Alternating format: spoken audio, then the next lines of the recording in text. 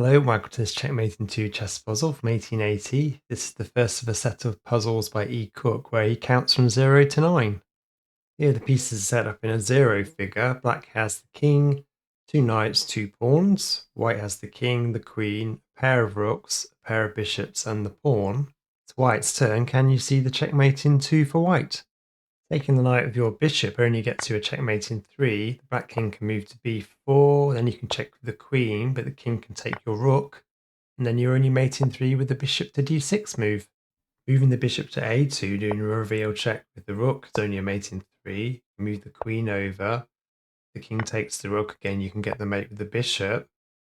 If the king tries to move to the a file, you can either checkmate with the queen, or if the king moves to a3, you can just checkmate with the rook.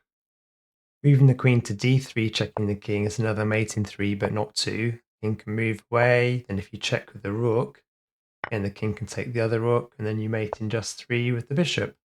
And you get a similar mate in 3, but not 2 if you try and retract the bishop the other way. Again, the king can move over, but you get the same mating pattern where you can mate with the bishop or the rook or the queen.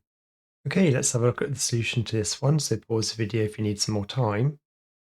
To get the checkmate in 2 for White, you need to move your queen to d8.